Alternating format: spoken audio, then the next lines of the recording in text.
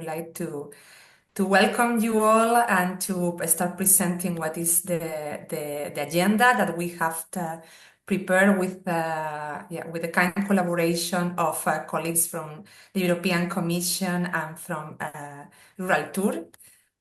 Before we kick off the usual housekeeping rules, this is a good practice webinar, so we really welcome everybody to stay connected with the camera on, perhaps micro off while we have the presentations, not to interrupt, but please do use the chat and feel free to raise your hand and take the floor when we are announcing that we have time for Q&A, for debate. There are different moments throughout the morning to really hear from you, and we do want to hear from you. We are renaming yourselves for the networking part and for the group discussion that will take place later today. So please do not change that, the number that you are seeing in your name. Or if you have not your name in, please do it with your name, surname, organization, and country if possible. Otherwise, our colleagues are doing. We are recording the session for the communication purposes only, and to prepare then all the materials that will be available on the webpage, and that we will also send to all the participants together with the presentation of speakers and a highlight report with the main points and takeaways of the session. So this is the agenda, quite, I would say, rich agenda for the morning. After the introduction, we will be hearing from different colleagues in the European Commission of current initiatives in this programming period that are supporting, in a way or another, sustainable rural tourism. After this informative part, we will go into more debate one. We will have the opportunity to hear from experts of the rural sector, what are in their views, the current critical challenges, but also opportunities for tourism to drive sustainable rural development. We will have a short break, refreshment, and then we will go more into the ground to hear 3 inspirational projects and practices that have been developing different rural tourism initiatives in their territories. We will have the opportunity to hear from a recent study that will help us to frame better the policy debate, a recent study that was done by the Committee of the Region and United Nations Tourism. And then we will have a good hour to break in group discussions and to go deeper into a debate of concrete aspects around economic culture and sustainability aspect of rural tourism. And we will have some times for debate, key takeaways, and wrap up. Just to say, as we see a lot of people are joining, we have a significant interest for this topic that I think that it shows the importance of tourism as a sector that drives rural development. Over 300 applications for all EU member states and non-member states as well, with 11 keynote speakers presenting in plenary, but equally importantly with many individuals and organizations with their own experiences and expertise working in rural tourism. Many coming from NGOs, civil society, local action groups, but also significant representation from the private sector, which I think is essential also for the topic that is occupied ourselves today, public authority, academics, and others. So a lot of different actors, hopefully a lot of different experiences and viewpoints that is going to make a very rich webinar in terms of knowledge exchange and networking and learning. Without further ado, with these technicalities, I would like to give the floor to the first speaker of this morning, which is Haude Blanc from the European Commission Director General of Agriculture and Rural Development, who is going to present the long-term vision and the place that rural tourism occupies on it. Good morning, Haude. Thank you Good morning. for joining today, and we will be showing the presentation for you so that you can tell us a bit more of long-term vision of rural areas and sustainable rural tourism. Please, the floor is yours, Haude. Many thanks, Patricia. Good morning to everyone. I'm really pleased to be with you today to talk indeed about the long-term vision for rural areas and the place of rural tourism in it. So next slide, please. So yeah, last year in 2024, our president, Ursula von der Leyen, reminded the importance of rural areas in Europe as playing a key place as actors and also for European economy and a place of opportunities. And part of them, it's possible to think about tourism as being essential. Next slide, please.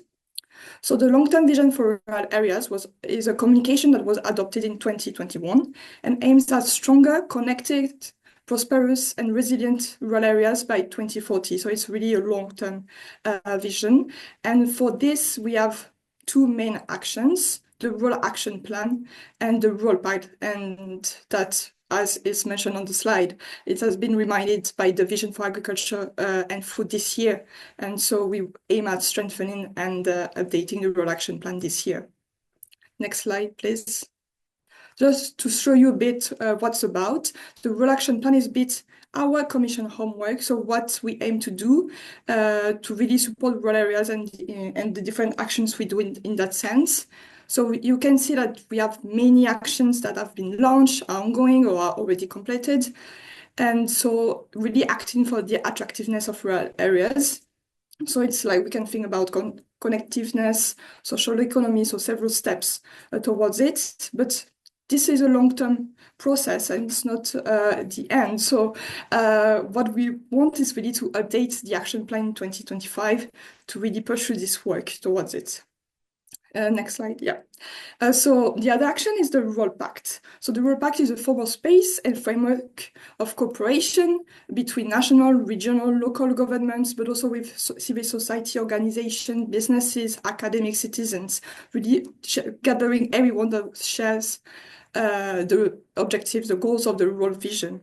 And really the objectives are to amplify the voice of rural people, to really support networking, collaboration, mutual learning, because you are already doing a lot. It's important to share about your actions on the ground. And those actions, we want to reward them and to really recognize them. And so we encourage voluntary commitments to act for the vision.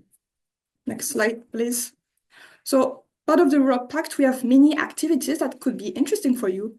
So you can see a list of them, but it's important we can note like the publication side. So we have different publications made by the Rural Pact that notably like the policy briefings that aim at support you to implement the Rural Pact at national level, but also in your local communities, giving you some tips how to proceed. We also have a magazine and as well a newsletter, news. So if you have any news that we want to share with the community, please don't hesitate. Any call for proposals, we would be pleased to do so, especially on tourism, as it's the topic of today.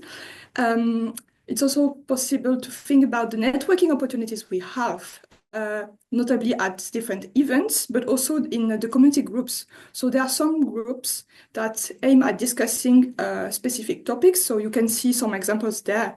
We have social economy, rural depopulation, mountain areas, really specific to really be a space for you to exchange about your knowledge, experiences, events that you want to see with your peers. I know that some of you are interested in launching one on tourism, and we are really grateful for it. It would be great to have this space really to focus more on tourism. And then I think it's also possible to mention the good practices that we already have some examples about sustainable rural tourism that could be a source of inspiration for you. But also if you have a good example that we want to share with us, a project that you are taking place on your territory, please don't hesitate to reach out and we will be pleased to see what we can do and to share it as a good practice on our website. Next slide, please. But so, as we mentioned, another way also to share your actions are the commitments. So a commitment is really to recognize what you are doing on the ground, on your in your daily life as an individual, in an organization, also as a public authority, because you're already doing a lot. And we want to valorize it and to really share those actions. So it can be anything you would like to share, and that could be valuable also for the community. So just an example, if you are a municipality having a strategy to have some tourism and, for example, to share the history of your village, and you want to share it, like having, I don't know, historic path, with some indications or elements like this, really putting at front the history of your village, for instance.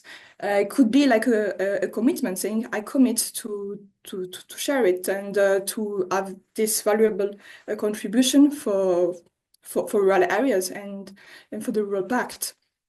So I think that's it from my side. We really thank you for being here today, and we look forward to listen more from you and from your different contributions.